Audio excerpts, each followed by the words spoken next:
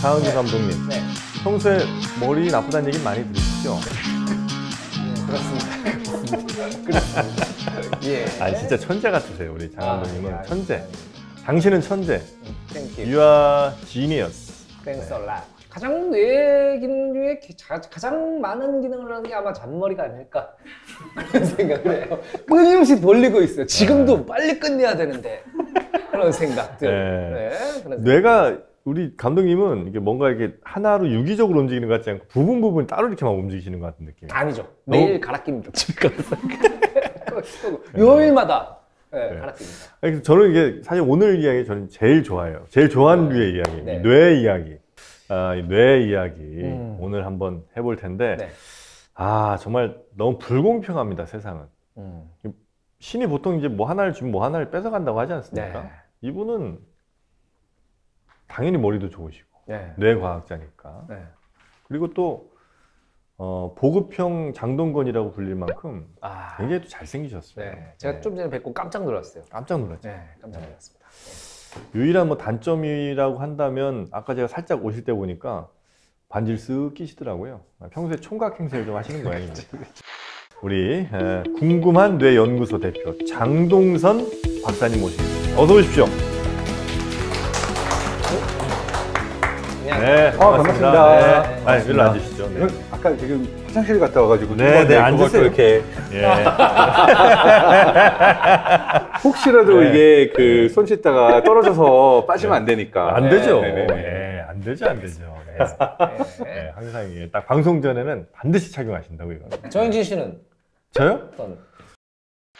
네. 자, 우리 장동선 박사님과 함께 오늘 이제 뇌 이야기를 해야 됩니다. 뇌. 어떤 사람들은 이렇게 책 같은 데 보면 뭐 15%도 뭐 사람들은 안 쓴다 이런 얘기도 있고. 네네네. 어떤 사람들은 원래 그렇게 쓰는 게 다 100% 쓰는 거란 얘기도 있고 한데 뇌과학자의 입장에서 보면 우리는 우리의 뇌를 얼마나 쓰고 사는 겁니까, 평생? 자, 여기서 질문을 잘해야 좋은 답을 얻거든요. 그래서 과학자들은 늘 질문이 답보다 중요하다고 생각을 해요. 네네네. 근데 질문이 몇 퍼센트나 라고 했을 때는 이미 100을 정해놓은 거예요. 왜냐하면은 퍼센트라고 하면은 100%가 있고 100% 어딘지를 알고 그 다음 우리가 얼마나 쓰냐. 그렇죠. 근데 사실 뇌는 어디가 100%인지 알 수가 없어요. 끝을 모르는구나. 그렇죠? 그러니까 예를 들어서 우리가 새로운 연결을 만들고 새로운 지식을 공부하면 계속해서 수억 개의 신경세포가 새로운 연결을 만들 수가 있으니까 100%라는 걸 정확하게 정할 수 있어야 우리가 그 안에서 퍼센티지를 얘기할 수 있는데 일단 몇 퍼센트냐라고 하면은 기준이 모호해요. 그래서 우리가 이제 뇌과학자들이 자주 말하는 것 중에 하나가 가장 잘못 알려진 지식 중에 하나가 인간은 뇌의 10%만 쓴다. 20%만 쓴다. 그런 얘기들 많이 했어요. 그걸 누가 측정했어요? 어떤 기준으로 측정했어요? 이 정확한 측정과 정의를 하기가 어려운 거죠. 요거를 조금 쉽게 설명하면은 근데 말씀해 주셨는데 박사님 약간 최시원 씨 같다는 얘기 못 들으셨어요? 약간 미국식 리액션, 미국식 표정 이런 것들이 근데 제가 사실 독일에서 태어나서 미국에서도 살고 한국에서 산 시간보다 외국에서 산 시간이 더 길어요. 비슷한가? 네, 거의 이런 것도 비슷한가? 이런 것들이 그래서 이 액션이 너무 많아서 제 아내는 저보고 항상 말하면은 당신 손을 이렇게 묶어두고 싶어 이렇게 하거든요. 근데 이것도 연구가 있어요. 손을 제일 많이 쓴 사람이 이태리 사람이잖아요. 맘마미야 막 이러면서 막 이게 손 이거잖아요. 손을 묶어두잖아요. 그러면 이태리 사람들의 인지 능력과 기억 능력이 떨어져요. 언어 능력도 떨어지고. 손을 이렇게 묶어두고 실험했더니 이태리 사람들이 손을 쓸 때와 손을 쓰지 못할 때 뇌 사용도가 떨어지는 거예요. 그렇죠. 저 같은 경우도 이제 뇌를 제대로 사용하기 위해서는 손도 잘 써야 된다. 그럼 만약에 그럴 일은 없겠지만 이제 피의자가 됐다거나 이렇게 된 경우에 요즘 또 자기 변론을 잘 못하는 경우도 많이 생길 수 있겠네요. 뇌를 확실히 다 쓰시는 것 같아요, 우리 감독님은. 근데 아까 우리가 뇌 10%만 쓴다를 이렇게 비유를 하면 와닿지 않을까요? 누군가가 이렇게 말하는 거예요. 자동차로 서울에서 부산까지 거리 중에 우리는 얼마나 쓸까?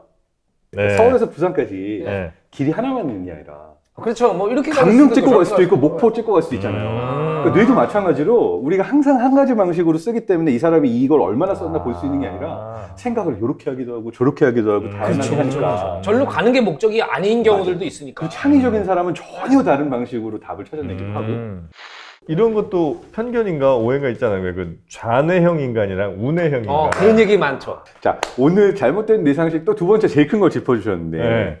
뇌 몇 퍼센트만 쓴다, 일부만 쓴다, 이게 잘못된 네. 상식 넘버 1 제일 많이 있고 두 번째가 좌뇌형, 우뇌형 인간이 따로 있다. 그러니까 이게 어디서 시작된 얘기냐면요. 예전에 간질발작 환자들을 치료하기 위해서 좌뇌, 우뇌를 분리시켰었어요. 그러니까 이 좌뇌, 우뇌를 연결하고 있는 콜푸스 칼로즘이라는 부위가 있는데 여기를 이제 인위적으로 절단을 해주면 수술을 통해서 뇌전증 환자들. 네네. 그러면은 이제 이런 발작이 좀 줄어든다 해서 그런 연구를 하면서 이제 그때 좌뇌와 우뇌 각 방구가 뭐 어떤 기능들과 관련이 있는가 그런 수술을 하면서 연구들을 했었는데 일단 이 근거가 되는 것 중에 하나가 공간 지각 능력이나 우리가 어떤 그림을 그리거나 이제 상상할 때 쓰는 뭐 그 영역들이 주로 우뇌에 위치해 있고 이제 우뇌에서의 컨트롤은 이제 왼쪽 편을 컨트롤하고 좌뇌가 이제 오른쪽을 컨트롤하거든요. 반면에 이제 언어 능력과 관련해 있는 부위가 브로카 영역, 베르니케 영역 이렇게 얘기하는데 얘네들은 또 좌뇌에 위치해 있어요. 그러니까 요것들을 가지고 사람들이 뭔가 언어 능력, 논리 능력 이런 거는 좌뇌고 뭐 이렇게 상상력 이런 거 우뇌다라고 이게 과해석을 한 거예요. 과해석을. 이렇게 봐봐요. 광화문이 있는데 뭐에 또 갑자기 비유. 뭐 챕터 바뀐 거예요? 아니, 자, 광화문이 있는데 교보문고가 이렇게 쭉 가다가 이제 이순신 장군 앞에 놓고 오른쪽에 교보문고 있고 왼쪽에 세종문화회관 있잖아요. 그렇죠. 근데 이런 식으로도 해석을 하는 거죠. 사람들이 걸어 다니는데 여기 교보문고 쪽에 있는 사람들 책을 좋아하는 사람들이 가고 세종문화회관 쪽에 있는 사람들 예술이 많은 쪽들이 이쪽으로 걸어 다닐 거야 라는 형태로 사람들이 이제 말하는 거죠. 그럼 언뜻 생각하면 그래 세종문화회관 여기 있고 교보문고 있으니까 말이 될 것 같은데 아니 뭐 책 읽는 사람이 공연 안 봐요? 그러니까요. 공연 보는 사람이 책 안 읽어요? 그리고 뭐 교보문고나 세종문화회관 다니는 사람만 있는 게 아니고 다른 사람들도 걸어 다니잖아요. 그럼요. 뇌도 마찬가지죠. 좌뇌 우뇌가 분명히 뭐 언어 능력과 관련된 뭐 교보문고가 이쪽에 있고 뭐 예술과 관련된 세종문화회관이 이쪽에 있는데 그쪽 양쪽에 다 계신 분들이 있어요. 제가 그 동네 살거든요. 맞아요. 양쪽에 다 계신 분들이 이제 종교에 심취한 분들. 하루 종일 확성기를 펴놓고 거기서 어디를 와라 뭐 이런 얘기를 멀리 이제 얼마 남지 않았다 그런 얘기들. 그분들은 맨날 시간이 없어. 어떻게 된 거야? 항상 얼마 남지 않았대. 한 20여 년 전부터 얼마 남지 않았다고 그러시더라고요. 맞아요.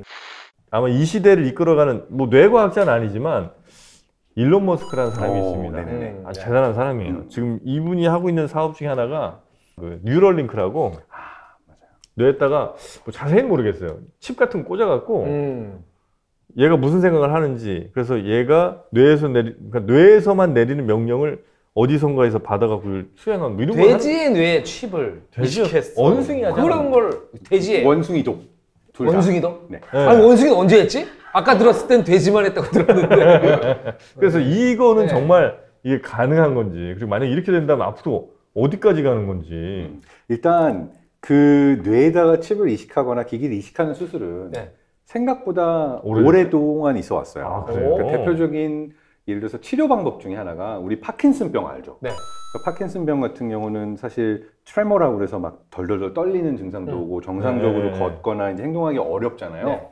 근데 이 증상이 나오는 이유 중에 하나가 도파민 분비가 모자라서 그래요.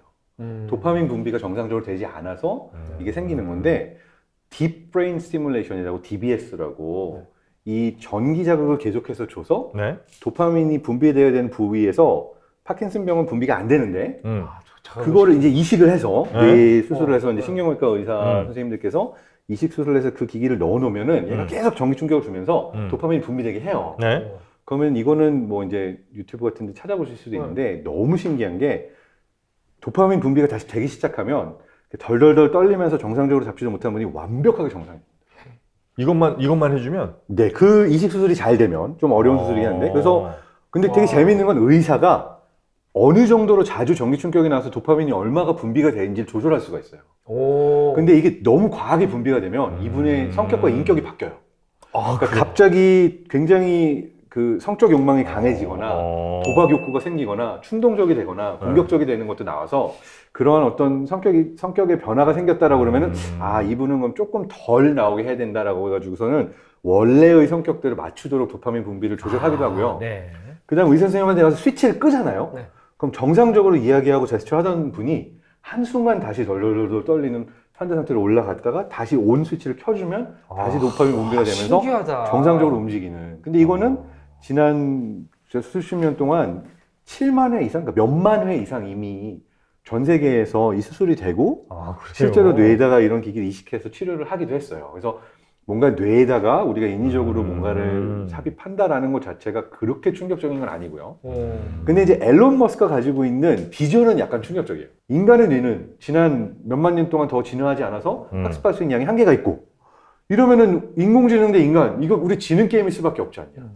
그러니까 인간의 뇌를 업그레이드 시키기 위해서 인공지능과 데이터를 인간의 뇌랑 연결을 해서 궁극적으로는 인공지능이 가지고 있는 모든 정보를 인간의 뇌도 학습할 수 있게 일종의 보조두뇌를 만들겠다가 큰 비전이에요. 만약에 그게 되면 우리나라에서 난리가 나겠네요. 엄마들이 줄을 서가지고 막 거기다 애 머리에다 뭘 집어 넣으려고 막 더 큰 걸로 달라고 막 난리. 500기가 주세요. 근데 이제 이거는 큰 비전이고, 예. 큰 비전이고, 이게 되려면 두 가지가 돼야 돼요. 일단은 뇌의 신호를 읽어내가지고 인공지능 알고리즘이나 컴퓨터가 뇌가 이렇구나라고서는 이제 그 정보를 읽어내는 아웃풋을 읽어낼 수 있어야 되고, 또 하나는 이 정보를 뇌에다 입력하는 인풋이 돼야 되잖아요. 근데 사실 지금 뇌에다가 정보를 인풋하는 기술 자체는 없습니다. 네, 그거는 어렵고. 근데 이제 뇌에서의 신호를 읽어내는 거는, 그래서 이걸 통해 가지고서는 내가 생각의 신호를 보내거나 뇌가 생각하는 것들을 가지고 로봇팔을 움직이거나 아니면 로봇 다리를 움직이거나 아니면 생각으로 컴퓨터에 글자를 입력하거나 이것들은 사실 또 지난 10년, 15년 동안 굉장히 많이 연구가 돼서 앨런 머스크 말고도 실제로 이런 것들이 성공한 사례가 많아요.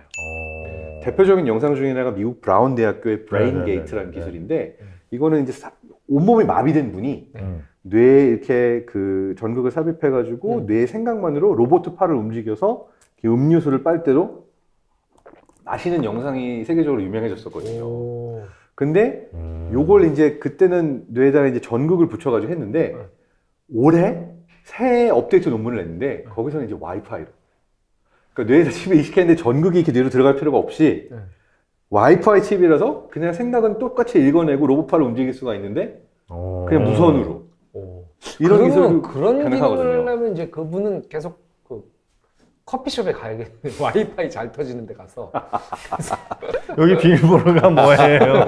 여기 비밀번호 어디로 1246이요? 모르겠습니다. 네, 뭐 그런 비밀은 안 걸어놨지만 어쨌든 인간의 생각 신호를 읽어내는 기술은 아주 많이 발전했고, 앨런 머스크가 뉴럴링크라는 회사를 설립한 것도 이 정도면 우리가 신호를 읽어낼 수 있겠다라고 해서 단기 목표는 인공지능하고 연결하는 게 아니라 이제 환자들 몸을 움직이지 못하거나 이제 마비가 오신 분들이 다른 어떤 도움을 받을 수 있도록 하는 굉장히 의미 있는 연구가 됐어요. 치료의 목적으로 일단 이걸 개발하겠다고 이야기를 한 상태입니다. 자, 끝으로 질문 하나. 네, 좋아요.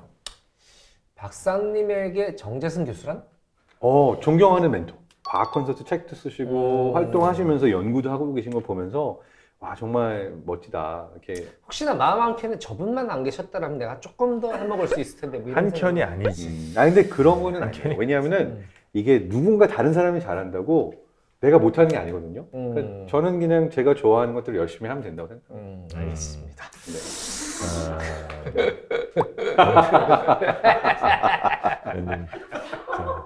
뭐 프로그램 제작하는 단계에서 그 뇌과학자 누구지? 정재승 박사님 이제 이렇게 할 거 아니에요. 근데 뭐? 정재승 박사님 바쁘시다고? 또 누구 있나? 맞아요. 제 느낌은 요즘 제가 대타 순위 넘버 1인 것 같아요. 뭔가 어느 방송에서 누가 이제 빵꾸가 나면은 갑자기 이제 전화해가지고. 네, 하지만 얼마 안 남았습니다. 혹시 장항준 감독님이 좀 이렇게 뭐 어려우시면은 편의점 이해도 제가. 네. 야, 여길 노리실 줄 몰랐네. 네. 좋아요. 자, 우리 장동선 박사님, 앞으로 우리 정재승 박사님을 넘어서는 훌륭한 과학자로 자리매김하시길 바라면서 자주 앞으로 유튜브든 방송이든 뵙도록 하겠습니다. 오늘 함께 해주셔서 대단히 고맙습니다. 감사합니다. 네. 재밌었습니다. 네, 고맙습니다. 네. 수고하셨습니다.